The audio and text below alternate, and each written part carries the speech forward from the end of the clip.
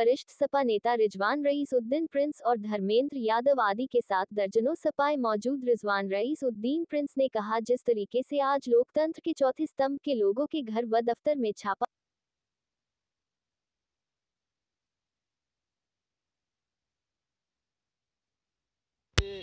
कार्यालयों पर income tax का छापा पड़ा है। और न सिर्फ ये पत्रकारों की दो संस्था ने इनके यहाँ छापा, अपितु देखने में आया है कि पिछले दिनों जिन लोगों का निष्पक्ष पत्रकारिता में विश्वास है और जो पत्रकारिता की प्रतिष्ठा और गरिमा को बचाए हुए हैं, उन सभी पत्रकारों के खिलाफ व्यवस्थित हमले करने का काम ये भारतीय जनता पार्टी की सरकार कर रही है। समाचार भारत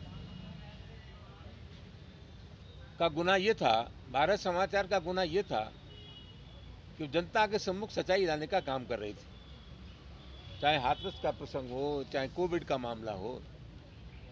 और एक तानाशाह की जो प्रवृत्ति होती है कि सच्चाई को न दिखाया जाए, सच्चाई को न लिखा जाए, ये आचरण भारतीय जनता पार्टी की सरकार कर रही है।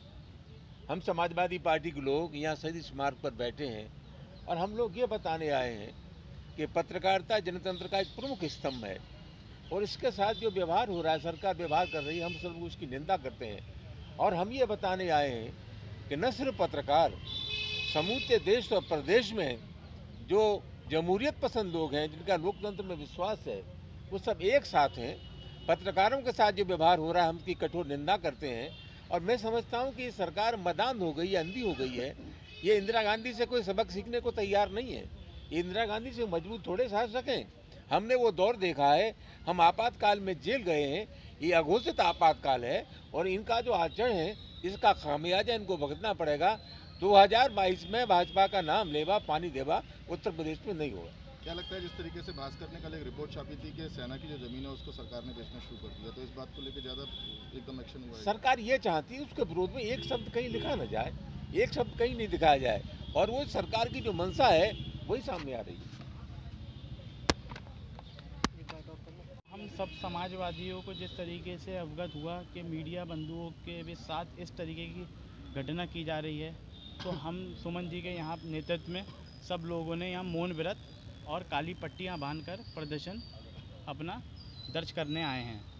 हम यही कहना चाहते हैं कि ये सरकार जो लोकतंत्र की हत्या कर रही है, जिसने पूरी तरीके से, ये लोकतंत्र में 4 स्तंभ होते हैं: न्यायपालिका, कार्यपालिका, विधायिका और पत्रकारिता।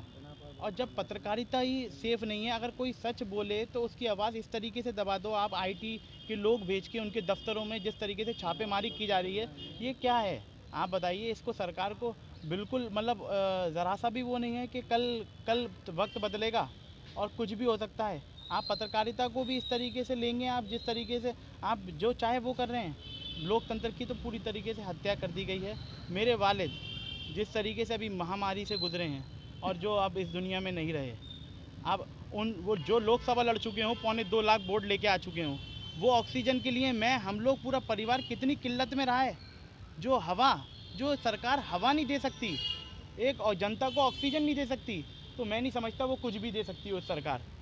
ये सरकार जो ऑक्सीजन के लिए मतलब 350-400 रुपये का सिलेंडर 1-1 लाख रुपए में बेचा है, जो इंजेक्शन है वो 50-50 हज़ार में बिके हैं। आप बताइए, तो इससे ज़्यादा क्या निंदनीय हो सकता है? इस सरकार की हम कड़ी निंदा करते हैं और ये हम लोग यहाँ पे प्रदर्शन सुमन जी के नेतृत्व में कर रहे हैं कि इस सरकार को, शायद इस गूंगी बहरी सरकार को कुछ सुनाई दे जाए मौन व्रत के जरिए।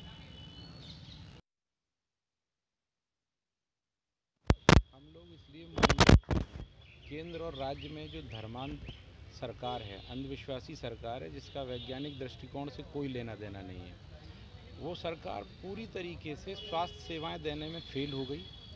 संसद में उन्होंने झूठ बोला कि ऑक्सीजन की कमी से कोई नहीं मरा। कुछ पत्रकार जगत के लोगों ने इस चीज़ को उजागर किया, जो वास्तविकता में सच्चाई थी। देश में तमाम लोग ऑक्सीजन की कमी से मारे गए। इससे खिसिया के इन लोगों ने भारत समाचार और दैनिक भास्कर पत्रकार के जो मीडिया हाउस हैं, इन पर आईटी के छापे पड़वाए और उनका मनोबल गिराने का काम किया। इससे पहले हमने देखा पंचायत चुनाव में उन्नाव में एक सीडीओ द्वारा, एक नौकरशाह द्वारा इतनी हिम्मत हो गई कि एक पत्रकार साथी को बुरी तरीके से पीटा गया है। ये लोग लोकतंत्र के चौथे स्तंभ की हत्या करना चाहते हैं, आवाज़ को दबाना चाहते हैं। आज इसी सब के विरोध में हम सभी समाजवादी साथी मौन व्रत पर बैठे हैं और अगर आगे भी ज़रूरत पड़ेगी तो हम लोग इस सरकार के विरुद्ध कड़ा विरोध दर्ज कराएंगे।